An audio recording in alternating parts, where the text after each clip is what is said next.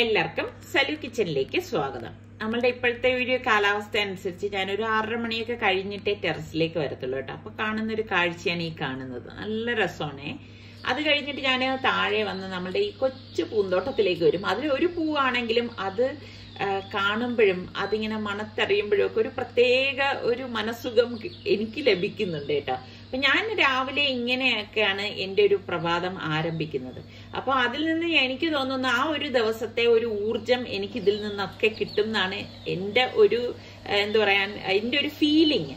അപ്പൊ അതുകൊണ്ടാണ് ഞാൻ ഇങ്ങനെയൊക്കെ വന്ന് നിന്ന് ആസ്വദിച്ച് പോകുന്നത്. ശരിക്കും അത് ശരി തന്നെയാണ് കേട്ടോ. രാവിലെ നമ്മൾ നല്ല നല്ല കാഴ്ചകള് നല്ല നല്ല അനുഭവങ്ങളൊക്കെ അറിഞ്ഞു കഴിയുമ്പോഴേക്ക് അന്നത്തെ ദിവസം നല്ല പോസിറ്റീവ് എനർജി ആയിരിക്കും നമുക്ക് കിട്ടുന്നത്. അപ്പൊ ദാ നമ്മളുടെ സുൽത്താൻ ഇതിനു മുൻപ് ഇൻഡോർ പ്ലാന്റ് ആയിട്ട് വെച്ചിരുന്ന ഒരു പ്ലാന്റ് ആണ്. ഞാൻ കുറെ നാളായി ഇപ്പൊ വെളിയിൽ കൊണ്ടുവച്ചിട്ട്. അപ്പൊ ഇന്നിപ്പോ ഞാൻ വിചാരിച്ചു ഇതിനെ വീണ്ടും കൊണ്ടുവന്ന് അകത്തേക്ക് വെക്കാന്ന്. അപ്പൊ സുൽത്താൻ വന്നപ്പോ സുൽത്താൻ പറയുന്നുണ്ട് അത് നശിച്ചു പോകത്തില്ലേ, അതിങ്ങനെ വെളിയിലിരുന്ന് അത് വല്ലാണ്ട് അത് വളരുന്നു ഇല്ലല്ലോ എന്ന് പറഞ്ഞു. അപ്പൊ ഞാൻ വിചാരിച്ചു ശരി എന്നാ ഇനിയിപ്പം അകത്ത് ഇതാണ് അതിന് പറ്റിയൊരു സ്ഥലം ഞാൻ കണ്ടെത്തിയത് കേട്ടോ. അപ്പൊ ഡ്രൈ ഫ്ലവർ ഞാനൊന്ന് മാറ്റിയിട്ട് അതിലേക്ക് ഇതങ്ങ് വെച്ചു കൊടുത്തു. അപ്പൊ കാണാനും നല്ല രസമുണ്ട് കേട്ടോ. ഇപ്പൊ രാവിലെ എഴുന്നേക്കുമ്പോ തന്നെ ഞാന് ഇവരൊക്കെ ഉള്ളപ്പം ഓരോരുത്തരുടെ ഡ്രസ്സുകളായിരിക്കും വാഷ് ചെയ്യാനായിട്ട് ഇടുന്നത്. അപ്പൊ ഇന്നിപ്പോ റിസ്വാന്റെ ഡ്രസ്സാണ് വാഷ് ചെയ്യാനായിട്ട് ഇട്ടിരുന്നത്.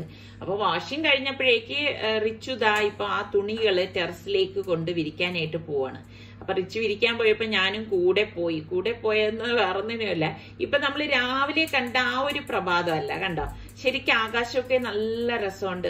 ഇങ്ങനെ ഓരോ നിമിഷവും നമ്മുടെ ഈ ആകാശത്തിൽ എന്തെല്ലാം മാറ്റങ്ങളാണ് വരുന്നത്. ആ കാർമേഘങ്ങൾക്ക് ഒരുപാട് മാറ്റങ്ങൾ ഞാൻ കാണുന്നുണ്ട്. എനിക്കിതൊക്കെ കാണുമ്പോൾ ഭയങ്കര സന്തോഷമാണ് കേട്ടോ. അപ്പൊ ഞാൻ ഈ കുക്കിങ്ങിന്റെ ഇടയിലാണെങ്കിൽ പോലും ഇതുപോലെയുള്ള കാഴ്ചകൾ വന്ന് കണ്ട് ആസ്വദിച്ചിട്ടേ പോകത്തുള്ളൂ. എന്താണെന്ന് ചോദിച്ചാൽ എനിക്കറിയില്ല. അപ്പൊ ഞാൻ വിചാരിക്കും ഞാൻ എന്തായാലും ഇത് കണ്ട് ആസ്വദിക്കുന്നുണ്ട്, അത് നിങ്ങൾക്കും കൂടി എത്തിച്ചു തരാമല്ലോ എന്ന് എഴുതിയിട്ടാണ് ഇങ്ങനെയുള്ള കൊച്ചു കൊച്ചു കാഴ്ചകൾ ഞാൻ നിങ്ങളിലേക്കും കൂടി എത്തിക്കുന്നത് കേട്ടോ. അത് കഴിഞ്ഞിട്ട് പിന്നെ ഞാൻ കിച്ചണിലേക്ക് വന്നു. അപ്പൊ ഇന്നത്തെ ബ്രേക്ക്ഫാസ്റ്റ് റെസിപ്പിയാണ്. അപ്പൊ ഞാൻ മക്കളെല്ലാവരും ഉള്ളത് കൊണ്ട് തന്നെ ഞാൻ അതായത് മുന്നേ തന്നെ അതിന്റെ ഒരു പ്ലാനിങ് മനസ്സിൽ തയ്യാറാക്കും. ഇന്ന് ഇതൊക്കെ ഉണ്ടാക്കണം എന്നുള്ളത് കേട്ടോ. അതിനനുസരിച്ചാണ് പിന്നെ ഞാൻ അന്നത്തെ ദിവസം കുക്ക് ചെയ്യുന്നത്. അപ്പൊ എല്ലാവരും വീട്ടിലുള്ളപ്പോ നമുക്ക് ഉണ്ടാക്കി എടുക്കാൻ ഭയങ്കര ഇൻട്രസ്റ്റ് ആണല്ലോ. അപ്പൊ ഞാൻ നമ്മുടെ സാമ്പാർ പരിപ്പ് നന്നായിട്ടൊന്ന് വാഷ് ചെയ്തെടുക്കുകയാണ്. ഞാനിപ്പോ 1 കപ്പോളം സാമ്പാർ പരിപ്പ് എടുത്തിട്ടുണ്ട് കേട്ടോ. അപ്പൊ ആൾക്കാർ കൂടുതലുള്ളപ്പോ കുറച്ചധികമായിട്ട് നമ്മൾ ഉണ്ടാക്കി വെക്കുമല്ലോ. അപ്പൊ അതുകൊണ്ടാണ് ഞാൻ ഇന്നിപ്പം കുറച്ചധികമായിട്ട് ഉണ്ടാക്കുന്നത്. അപ്പൊ സാമ്പാർ പരിപ്പിൽ കഴുകിയിട്ട് കുറച്ചധികം വെള്ളം വെച്ച് മഞ്ഞൾപ്പൊടിയും 1/2 ടീസ്പൂൺ മഞ്ഞൾപ്പൊടി, ഒരു ചെറിയ പീസ് കായം തല്ലിപ്പൊട്ടിച്ചതാണ്, അതും കൂടി ഇട്ടിട്ട് നമുക്ക് കുക്കർ മൂടി വെയിറ്റ് ഇട്ടിട്ട് ഒരു 4 വിസിൽ വരെ ഞാനിതൊന്ന് വേവിച്ചെടുക്കാം. അപ്പോഴാ സാമ്പാർ പരിപ്പ് കറക്റ്റ് ആയിട്ട് വെന്ത് കിട്ടും. അപ്പൊ ഇതിനിടയിൽ ഒരു നെല്ലിക്ക വലിപ്പത്തിൽ പുളി എടുത്തിട്ട് ഞാൻ കുറച്ച് ചൂടുവെള്ളം ഒഴിച്ച് ഒന്ന് പിഴിയാനായിട്ടൊന്ന് ഒന്ന് മാറ്റി വെക്കുവാണ് കേട്ടോ. അപ്പൊ കുറച്ച് കഴിയുമ്പോഴേക്ക് ഇതിൽ നിന്ന് നല്ല ചാറ്, നമുക്ക് കുറുകിയ ചാറ് കിട്ടും. പിന്നെ നമുക്കിനിയിപ്പൊ വെജിറ്റബിൾസ് എല്ലാം ഒന്ന് കട്ട് ചെയ്തെടുക്കണം. അപ്പൊ ഞാന് നേരത്തെ തന്നെ എല്ലാം വെജിറ്റബിൾസ് ഒക്കെ കട്ട് ചെയ്ത് വെക്കുന്ന ഒരു ഏർപ്പാടൊന്നും ഇല്ല കേട്ടോ. എല്ലാം എന്ത് ജോലിയാണോ അത് അപ്പഴപ്പ ചെയ്യുന്ന സമയത്ത് തന്നെ ചെയ്യത്തുള്ളൂ. ആകെ എനിക്ക് തോന്നുന്നത് ഇഞ്ചി വെളുത്തുള്ളി പേസ്റ്റ് മാത്രമാണ് ഞാൻ നേരത്തെ തയ്യാറാക്കിയൊക്കെ ഫ്രീസറിൽ സൂക്ഷിക്കുന്നത്. അല്ലാതെ ഇതുപോലെ വെജിറ്റബിൾസ് ഒക്കെ ആണെങ്കിൽ ഈ ഇപ്പൊ ഉണ്ടാക്കുന്ന ആ സമയത്ത് തന്നെ ഞാൻ പെട്ടെന്ന് റെഡിയാക്കി എടുക്കുകയാണ് ചെയ്യുന്നത്. അപ്പൊ ഇന്നത്തെ ഈ ഒരു സാമ്പാറിന് വേണ്ടിയിട്ട് ഞാൻ മത്തങ്ങ, വെള്ളരിക്ക, ചേന, നമ്മുടെ ബ്രിഞ്ചാളില്ലേ, കത്തിരിക്ക, പച്ചമുളക്, പിന്നെ വെണ്ടയ്ക്കയും തക്കാളിയും ഉണ്ട്. അത് ഞാൻ ലാസ്റ്റ് മാത്രമേ ഇടത്തുള്ളൂ. മുരിങ്ങയ്ക്ക് എനിക്ക് കിട്ടിയിട്ടില്ലായിരുന്നു. അപ്പം ഇങ്ങനെ പിന്നെ ഞാൻ തക്കാളി വെച്ച് മാത്രമുള്ള സാമ്പാർ, അതുപോലെ തന്നെ കൊച്ചുള്ളി വെച്ച് മാത്രമുള്ള സാമ്പാർ, ഇങ്ങനെയൊക്കെ ഉണ്ടാക്കിയിട്ടുണ്ട് കേട്ടോ. അതൊക്കെ ഇതിനു മുൻപ് നിങ്ങൾ സലു കിച്ചൻ സാമ്പാർ എന്ന് പറഞ്ഞു കഴിഞ്ഞാൽ സെർച്ച് ചെയ്താൽ ഇതിനു മുൻപ് ഇട്ടതൊക്കെ നിങ്ങൾക്ക് കിട്ടുന്നതാണ്. അപ്പൊ നമുക്ക് ആ വെജിറ്റബിൾസ് ഇനിയിപ്പോ ഞാനിപ്പോ എല്ലാം ഒന്ന് കട്ട് ചെയ്ത് എടുക്കുകയാണ്. എനിക്കും സാമ്പാർ എന്ന് പറഞ്ഞാൽ ഭയങ്കര ഇഷ്ടമാണ് കേട്ടോ. അപ്പൊ നിങ്ങൾക്കൊക്കെ സാമ്പാർ ഇഷ്ടമുള്ള എത്ര പേരുണ്ട്? ഏത് ടൈപ്പ് സാമ്പാറാണ് ഇഷ്ടം? സത്യം പറഞ്ഞാൽ എനിക്ക് ഈ തമിഴരുടെ സാമ്പാറുണ്ടല്ലോ, അതിനൊരു പ്രത്യേക മണവും രുചിയൊക്കെയാണ്. ആ സാമ്പാറും എനിക്ക് ഭയങ്കര ഇഷ്ടമാണ് കേട്ടോ. അപ്പൊ നമ്മള് വെജിറ്റബിൾ കട്ട് ചെയ്തല്ല ഒരു പാത്രത്തിലേക്ക് 1/2 ടീസ്പൂൺ മഞ്ഞൾപ്പൊടിയും പാകത്തിനുള്ള ഉപ്പും ഇട്ട് ഇനി ഞാൻ വെജിറ്റബിൾസ് നികക്കെ വെള്ളം ഒഴിച്ചു കൊടുക്കാണ്. ഇനി നമുക്കിത് അടച്ചു വെച്ച് വേണം വേവിച്ചെടുക്കാനുള്ളത്. അപ്പൊ ഞാൻ ഈ വെജിറ്റബിൾസ് ഞാൻ വേണമെങ്കിൽ കുക്കറിൽ ഉണ്ടാക്കാം. ഇന്നിപ്പോ ഞാൻ കുക്കറിലൊന്നും അല്ല ഉണ്ടാക്കണത്, അല്ലാതെ വേവിച്ചെടുക്കാണ് ചെയ്യണത്. പിന്നെ ഞാൻ വെണ്ടയ്ക്ക എടുത്തപ്പോഴാണ് ഓർത്തത് അമരയ്ക്ക ദൈതി കിടക്കുന്നത്. ശരിക്കും അമരയ്ക്ക നമ്മൾ ഈ വെജിറ്റബിൾസിന്റെ ഒപ്പം തന്നെ വേവിക്കാനുള്ളതാണ് കേട്ടോ. കാരണം കുറച്ച് വേഗമുള്ള വെജിറ്റബിൾ ആണ് അമരയ്ക്ക എന്ന് പറയുന്നത്. അപ്പൊ ഞാൻ അമരയ്ക്ക മാത്രം എടുത്തിട്ട് നന്നായിട്ടൊന്ന് കഴുകിയിട്ട് ഇനിയിപ്പം അതൊന്ന് കട്ട് ചെയ്ത് ഇനിയിപ്പോ ആ വെജിറ്റബിൾസിന്റെ കൂടെ ഇടാനായിട്ട് പോവാണ്. നമ്മുടെ ഇവിടെ ആണെങ്കിൽ സലൂന് ഏറ്റവും ഇഷ്ടമുള്ള കറി ഏതാന്ന് ചോദിച്ചാൽ സാമ്പാറാണ് കേട്ടോ. അപ്പം അവൻ ചില സമയങ്ങളിൽ ഫോൺ ചെയ്യുമ്പോ എന്റെ അടുത്ത് പറയും, ഉമ്മ എനിക്ക് ഇങ്ങനെ സാമ്പാറും മീൻ പൊരിച്ചതും മോര് കറിയൊക്കെ കഴിക്കാൻ തോന്നുന്നു. ഞാൻ അമരയ്ക്ക ഇതിലേക്ക് ചേർത്തിട്ടുണ്ടേ. അപ്പൊ ഞാൻ ഈ വെജിറ്റബിള് ഒന്ന് കട്ട് ചെയ്ത് മാറ്റി വെക്കാണ്. ഒരു തക്കാളിയെ ഞാൻ ചേർക്കത്തുള്ളൂ കേട്ടോ. ഒരുപാട് ചേർത്ത് കഴിഞ്ഞാൽ വല്ലാതെ മധുരിക്കും. പിന്നെ വെണ്ടയ്ക്ക നമുക്ക് എത്രയാണോ വേണ്ടത് അതിനനുസരിച്ച്. ഇവിടെ മോൾക്കും നമ്മുടെ റിച്ചുവിനും ഒക്കെ വെണ്ടയ്ക്ക ഭയങ്കര ഇഷ്ടമാണ്. അതുകൊണ്ട് ഞാൻ വെണ്ടയ്ക്ക കുറച്ച് അധികം എടുത്തിട്ടുണ്ട്. അപ്പം അവൻ സലു ഇങ്ങനെ കൊതിയൊക്കെ പറയുമ്പം എനിക്കും ഭയങ്കര ഒരു വിഷമം തോന്നും. ഇപ്പം നമ്മള് പിള്ളേരിങ്ങനെ ദൂരെ നിന്നിട്ട് ഇത് കഴിക്കണം അത് കഴിക്കണം എന്നൊക്കെ ഇങ്ങനെ ഒരു ആഗ്രഹം പ്രകടിപ്പിക്കുമ്പം ഇതുപോലെയൊക്കെ ഉണ്ടാക്കുന്ന സമയത്ത് ഭയങ്കര വിഷമമാണ് കേട്ടോ. അയ്യോ അവന് ഇഷ്ടമുള്ളതല്ലേ, പക്ഷെ നമുക്കിനിയിപ്പം അത് സാധിക്കത്തില്ലല്ലോ, വരുമ്പോ ഉണ്ടാക്കി കൊടുക്കാനല്ലേ പറ്റത്തുള്ളൂ. അപ്പൊ ഞാൻ അപ്പോഴും തന്നെ ഇവിടെ എല്ലാം ഒന്ന് ക്ലീൻ ചെയ്ത് അങ്ങ് മാറ്റും. നമ്മൾ ഈ ചെയ്യുന്ന ജോലികൾ അപ്പോഴപ്പോഴും തന്നെ എല്ലായിടവും ഒന്ന് ക്ലീൻ ചെയ്ത് പോവുകയാണെങ്കിൽ നമുക്ക് ഒരുപാട് ജോലി ഭാരമൊന്നും ആവത്തില്ല കേട്ടോ. അപ്പൊ ഞാൻ തലേ ദിവസം തന്നെ മാവ് അരച്ചു വെച്ചിട്ടുണ്ടായിരുന്നു. ഞാൻ ഗ്രൈൻഡറിൽ തന്നെയാണ് ഈ ഇഡ്ഡലിക്ക് വേണ്ടിയിട്ട് ആട്ടി വെക്കുന്നത്. അപ്പൊ അതാ കണ്ട നല്ല തിക്കായിട്ടാണ് ഞാൻ ആട്ടി വെച്ചിരിക്കുന്നത്. അപ്പൊ ഇതുപോലെ നമ്മൾ കലക്കിയിട്ട് ചൂടല്ല, ഇതിൽ നിന്ന് നല്ലോണം ഇളക്കി എടുത്തിട്ട് ആവശ്യത്തിനുള്ളത് എടുത്തിട്ടേ ഞാൻ ഉണ്ടാക്കാറുള്ളൂ. എല്ലാം കൂടി ഒരുമിച്ച് എടുത്ത് വെള്ളം ഒഴിച്ച് വെക്കുന്ന ഒരു പരിപാടി ഇല്ല കേട്ടാ. അപ്പൊ ഞാനിപ്പം നമുക്ക് ഇഡ്ഡലിക്ക് ആവശ്യമുള്ളത് ഒരു പാത്രത്തിലേക്ക് മാറ്റുവാണ്. അല്ലെങ്കിൽ എന്താന്ന് വെച്ചാൽ മാവ് പെട്ടെന്ന് കേടായി പോകും. പിന്നെ ഞാൻ ഇങ്ങനെ ഇഡ്ഡലിക്കൊക്കെ ഇഡ്ഡലിക്കാണെങ്കിലും ദോശയ്ക്കാണെങ്കിലും അരയ്ക്കുമ്പോൾ ഞാൻ ഉപ്പ് ചേർത്ത് തന്നെ അരച്ചു വെക്കും. എനിക്ക് അതിൽ വലിയ വ്യത്യാസമൊന്നും തോന്നിയിട്ടില്ല കേട്ടോ. എന്നിട്ട് ഞാൻ കുറച്ച് വെള്ളം ഒഴിച്ച് ഒന്ന് ഇളക്കിയെടുക്കാണ്. അല്ലാതെ ഈ സമയത്ത് ഞാൻ ഉപ്പിടാനായിട്ട് അങ്ങനെ നിൽക്കാറില്ല കേട്ടോ. ഈ ഒരു എളുപ്പത്തിനാണ് ഞാൻ, അതിപ്പോഴല്ല പണ്ടേ ഉള്ള എൻ്റെ ഒരു ശീലമാണ്, ഞാൻ ഉപ്പിട്ട് തന്നെയാണ് അരച്ചു വെക്കുന്നത്.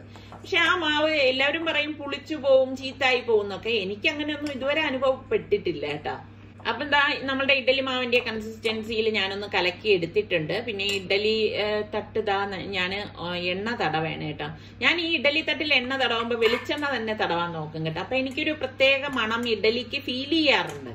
അപ്പൊ നിങ്ങൾക്ക് അതുപോലെ ഈ ഒരു അലുമിനിയത്തിന്റെ തട്ടിലാണ് ശരിക്കും പറഞ്ഞ ഇഡ്ഡലി ഉണ്ടാക്കുമ്പോൾ നല്ല ഇതായിട്ട് വരുന്നത് കേട്ടോ. എന്റെ കയ്യിൽ സ്റ്റീൽ തട്ടും ഉണ്ട്, പക്ഷെ എനിക്ക് സ്റ്റീലിൽ അത്ര ഒരു സുഖം തോന്നിയിട്ടില്ല. ഞാൻ ഇതിനു മുൻപും പറഞ്ഞിട്ടില്ലേ, നിങ്ങൾക്കൊക്കെ എങ്ങനെയാണ്? അലുമിനിയം തട്ടിലാണോ അതേ സ്റ്റീൽ തട്ടിൽ ഉണ്ടാക്കുമ്പോഴാണോ ഒരു പെർഫെക്ഷൻ തോന്നുന്നത്?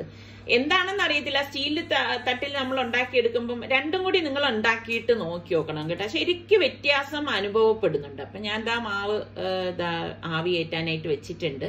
അപ്പൊ നമ്മുടെ വെജിറ്റബിൾസ് ഒക്കെ വെന്ത് വന്നിട്ടുണ്ട് കേട്ടോ. നല്ലതുപോലെ വെന്തുടയണമെങ്കിൽ നമ്മൾ പ്രഷർ കുക്കറിലിട്ട് 2-3 വിസിൽ അടുപ്പിച്ച് കഴിഞ്ഞാൽ അത് വെന്തുടഞ്ഞു പോകും. ഇന്നിപ്പം ഞാൻ അങ്ങനെ വേണ്ടാന്ന് വിചാരിച്ച്. അപ്പൊ നമ്മള് വെജിറ്റബിൾസ് ഒക്കെ വെന്ത ശേഷമാണ് ഞാൻ നമ്മളുടെ പുളിവെള്ളം ഇതിലേക്ക് ഒഴിച്ചു കൊടുക്കുന്നത്. ഒഴിച്ചു കൊടുത്ത ശേഷം നമ്മൾ ഈ കട്ട് ചെയ്ത് വെച്ചിരിക്കുന്ന തക്കാളി ഇല്ലേ, അപ്പൊ തക്കാളി ഞാൻ ആദ്യം ഇട്ട് കൊടുക്കും. വെണ്ടയ്ക്ക് ഇപ്പൊ അല്ല ചേർക്കുന്നത് കേട്ടോ. അപ്പൊ അത് വെന്ത് വരുന്നുണ്ട്. അപ്പം തക്കാളി ഞാൻ നേരത്തെ പറഞ്ഞതുപോലെ വെന്ത് ഉടഞ്ഞു പോകേണ്ട ആവശ്യമൊന്നുമില്ല. അപ്പം ഇടയ്ക്ക് ഇതൊന്ന് ഇതുപോലെ ഒന്ന് ഇളക്കി കൊടുത്താൽ മാത്രം മതി. പിന്നെ നമുക്ക് സാമ്പാറിന് വേണ്ടിയിട്ട് ഞാനൊരു പാനിലേക്ക് 2.5 ടേബിൾ സ്പൂൺ മല്ലിപ്പൊടിയും 2.5 ടേബിൾ സ്പൂൺ കാശ്മീരി ചില്ലി പൗഡറും വളരെ ലോ ഫ്ലെയിമിൽ ഇട്ടിട്ട് ഒന്ന് ചൂടാക്കണേ. ജസ്റ്റ് ഒന്ന് ചൂടാക്കുന്നേ ഉള്ളൂ. അപ്പം വളരെ ലോ ഫ്ലെയിമിൽ വേണം ഇടാൻ, അത് പ്രത്യേകം ശ്രദ്ധിച്ചേക്കണം. ഇത്രയും മാത്രം മതി കേട്ടോ. അപ്പൊ അതൊന്ന് മാറ്റി വെച്ച ശേഷം ഇതേ പാനിൽ തന്നെ ഞാൻ വെളിച്ചെണ്ണ ഒഴിച്ചു കൊടുക്കാണ്. വെളിച്ചെണ്ണ ഒഴിച്ചിട്ട് നമുക്ക് കടുക് പൊട്ടിച്ചിട്ട് കൊടുക്കണം. അതിനുശേഷം ഞാനിവിടെ വറ്റൽ മുളക് ഇതുപോലെ ഇട്ട് കൊടുക്കണം. ഞാനൊരു 2 ടേബിൾ സ്പൂണോളം വെളിച്ചെണ്ണ ഇട്ടിട്ടുണ്ട്. പിന്നെ കുറച്ച് കറിവേപ്പിലയും കൂടി ഇട്ടിട്ട് നമ്മൾ വെണ്ടയ്ക്ക കട്ട് ചെയ്ത് വെച്ചിരിക്കുന്നില്ലേ, അത് ഞാൻ ഇതിലേക്ക് ഇട്ടിട്ട് ഒന്ന് വഴറ്റി കൊടുക്കും. ഞാനാണെങ്കിൽ സാമ്പാറിൽ ഇങ്ങനെ ഡയറക്റ്റ് ആയിട്ട് വെണ്ടയ്ക്ക ഇടാറില്ല കേട്ടോ. എനിക്കതെന്തോ മനസ്സിന് അത്ര ഒരു സുഖം തോന്നില്ല. കാര്യം എന്ന് വെച്ചാൽ പിന്നെ നമ്മൾ ഈ കറി എടുക്കുമ്പോൾ ആ വെണ്ടയ്ക്കയുടെ മെഴുമെഴുപ്പ് ഉണ്ടാവുന്നതുകൊണ്ടാവാം എനിക്കത് വലിയ താല്പര്യമില്ല. ഞാൻ ഇങ്ങനെയാണ് ഒന്ന് വഴറ്റിയിട്ട് മാത്രമേ നമ്മളുടെ കറിയിൽ ചേർക്കൂ. അപ്പൊ ഇതിനിടയിൽ നമ്മളുടെ പരിപ്പ് ദാ വെന്തിട്ടുണ്ട്, കണ്ടോ, കറക്റ്റ് പരുവത്തിന് വെന്ത് വന്നിട്ടുണ്ട്. അപ്പൊ നമ്മളുടെ ഈ വെന്തുകൊണ്ടിരിക്കുന്ന വെജിറ്റബിൾസിന്റെ അടപ്പ് മാറ്റിയിട്ട് നമുക്ക് ഈ വെന്ത പരിപ്പിന്റെ ആ കൂട്ടിതിലേക്ക് ഒഴിച്ചു കൊടുക്കാം.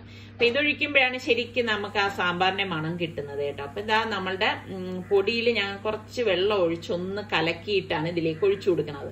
ഡയറക്റ്റ് നമ്മൾ പൊടികൾ അതിലിടാന്ന് വെച്ച് കഴിഞ്ഞാൽ അത് പൊടികൾ കട്ട പിടിക്കാൻ സാധ്യത കൂടുതലാണ് കേട്ടോ. അപ്പൊ അതുകൊണ്ടാണ് ഞാൻ ഇതുപോലെ വെള്ളം ഒഴിച്ചിട്ട് ഇതിലേക്ക് ഒഴിച്ചു കൊടുക്കുന്നത്. പല രീതിയിൽ ഞാൻ ഉണ്ടാക്കാറുണ്ട് കേട്ടോ. ഒന്നും ഒരുപോലെ അല്ല, ഒരേ രീതിക്കും അല്ല ഞാൻ ഉണ്ടാക്കുന്നത്.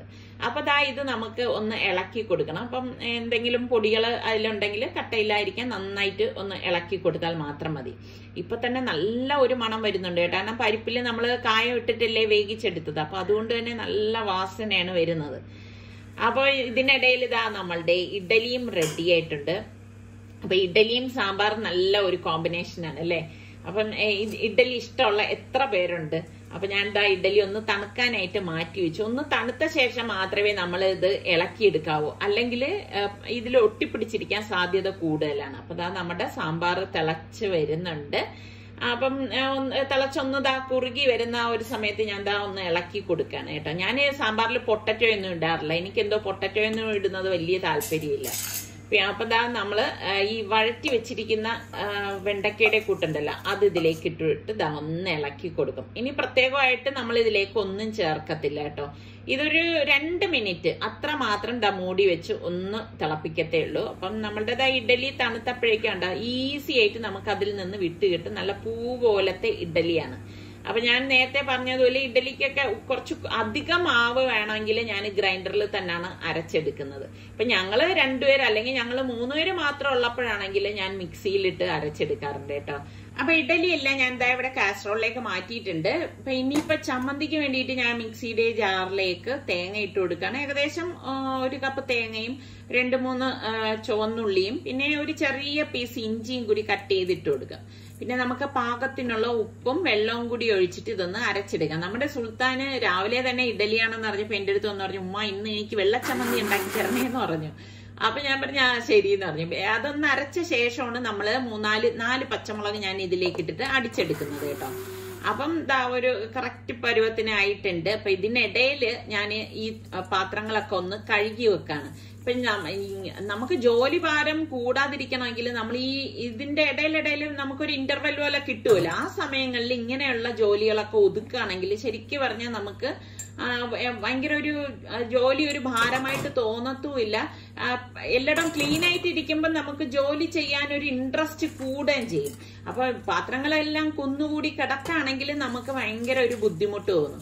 അപ്പൊ മോളാണ് മിക്കവാറും എനിക്ക് വന്ന് പാത്രമൊക്കെ കഴുകി തരുന്നത്. അപ്പൊ ഇന്നിപ്പോ ഞാൻ പറഞ്ഞു എക്സാം അല്ലേ, പോയിരുന്നു പഠിക്കെന്ന് പറഞ്ഞു. ഇപ്പൊ അവളെ ഞാൻ പാത്രം കഴുകാനായിട്ടൊന്നും വിളിച്ചില്ല. അപ്പോ പാനിലേക്ക് ഞാൻ വീണ്ടും 2 ടേബിൾ സ്പൂൺ വെളിച്ചെണ്ണ ഒഴിച്ചിട്ട് കടുകും വറ്റൽമുളകും ഒക്കെ ഒന്ന് പൊട്ടിച്ചു കൊടുക്കാണ്. പിന്നെ കുറച്ച് കറിവേപ്പിലയും കൂടി ഇട്ട ശേഷം ഞാൻ അങ്ങ് ഇതുപോലെ ഒന്ന് ഇളക്കിയിട്ട് ഗ്യാസ് ഓഫ് ചെയ്ത് കൊടുക്കും. ഓഫ് ചെയ്തിട്ടാണ് നമ്മൾ ഈ അരച്ച അരപ്പ് ഇതിലേക്ക് ഒഴിച്ചു കൊടുക്കുന്നത്. അല്ലെങ്കിൽ എന്തെന്ന് വെച്ചാൽ വല്ലാതെ അങ്ങ് ഒരു തിള വരും. അപ്പൊ തിള വരാൻ പാടില്ല. തിള വന്നു കഴിഞ്ഞാല് നമ്മുടെ ഈ ചമ്മന്തി അത്ര നന്നായിട്ടിരിക്കത്തില്ല. എന്നിട്ട് മിക്സിയുടെ ജാറിലേക്ക് കുറച്ചുകൂടെ വെള്ളം ഒഴിച്ചിട്ട് ഇതൊന്ന് ലൂസാക്കി എടുക്കും കേട്ടോ. ഇനി ഞാൻ ഗ്യാസ് ഓൺ ചെയ്തിട്ട് ചെറുതായിട്ട് ലോ ഫ്ലെയിമിൽ വെച്ചിട്ട് ഇതൊന്ന് ചൂടാക്കി എടുക്കുകയുള്ളൂ. എന്നിട്ട് ഗ്യാസ് ഓഫ് ചെയ്ത് കൊടുക്കും. അപ്പൊ ഈ മിക്സി നമ്മൾ അരയ്ക്കാൻ എടുത്തതല്ലേ, അപ്പൊ ഞാൻ അതും ഒന്ന് തുടച്ചിട്ട് മാറ്റി വെക്കാണ്. ഞാൻ കൗണ്ടർ ടോപ്പില് മിക്സിയും അങ്ങനെ ഒന്നും മിക്സിയുടെ മോട്ടറൊന്നും എടുത്ത് വെക്കാറില്ല കേട്ടോ. കാരണം അങ്ങനെ വെച്ച് കഴിഞ്ഞാൽ പിന്നെ നമുക്ക് സ്ഥലത്തിന് ഭയങ്കര അസൗകര്യമാവും. അപ്പം ഒന്നാമത് എന്റേത് കുഞ്ഞടുക്കളയാണ്. അപ്പൊ അതുകൊണ്ട് തന്നെ ഞാൻ ഇതൊന്നും ഇവിടെ വെക്കത്തില്ല. അപ്പോഴും തന്നെ തുടച്ചതങ്ങ് മാറ്റി കബോർഡിൽ വെക്കത്തേ ഉള്ളൂ. ആവശ്യത്തിന് മാത്രമേ ഇതുപോലെ ഓരോന്നും പുറത്തെടുത്തിട്ട് ഉപയോഗിക്കാറുള്ളൂ കേട്ടോ. അപ്പം ഇവിടെ എല്ലാം ഒന്ന് ഇതുപോലെ ഒന്ന് ക്ലീൻ ചെയ്ത് കഴിഞ്ഞാല് ശരിക്കും പറഞ്ഞാൽ നമുക്ക് നല്ലൊരു ഉത്സാഹമാണ്. അപ്പൊ ഞാൻ എല്ലായിടവും ഒന്ന് ക്ലീൻ ചെയ്തെടുക്കാണ്. അപ്പം ഇതിനിടയിൽ നമ്മുടെ സാമ്പാറും ഞാൻ ഇനിയിപ്പം സെർവിങ് ബൗളിലേക്ക് ഒഴിക്കുകയാണ്. ഇനിയിപ്പം നമുക്ക് ഉണ്ട് കേട്ടോ. അപ്പം ഈ ഉണ്ടാക്കിയ സാധനങ്ങള് ചൂടോടുകൂടി കഴിക്കണം. അതാണ് എനിക്ക് നിർബന്ധമുള്ള കാര്യം കേട്ടോ. പിന്നെ അതുപോലെ തന്നെ ഡൈനിങ്ങിൽ ഞാൻ ഫുഡ് കൊണ്ട് വെച്ച് കഴിഞ്ഞാല് പിന്നെ അവിടെ ഇവരാരും ഒരു എക്സ്ക്യൂസും പറയരുത്. ഫുഡിന് നമ്മൾ ഇമ്പോർട്ടന്റ് കൊടുക്കണം.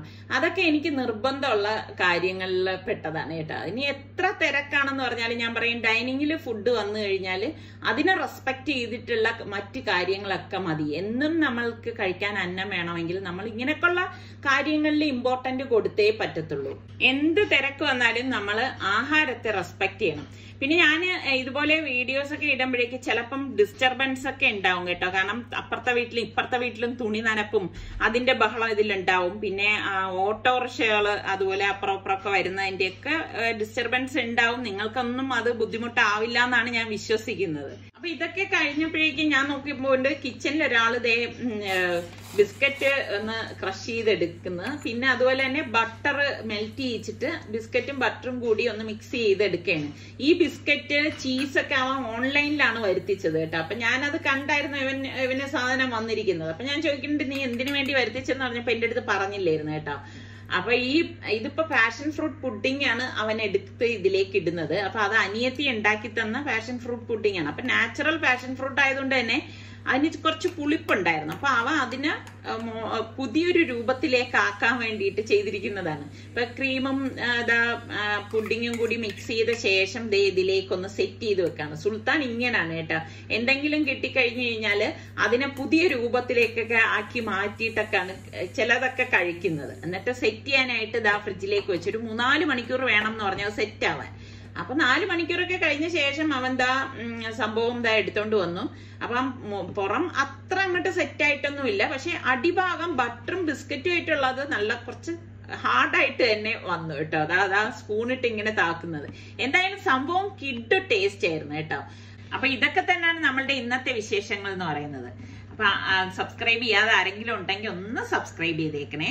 അടുത്ത് നമുക്ക് നല്ല റെസിപ്പിയോ വ്ളോഗായിട്ടൊക്കെ കാണുന്നത് വരെ എല്ലാവർക്കും ബൈ ബൈ.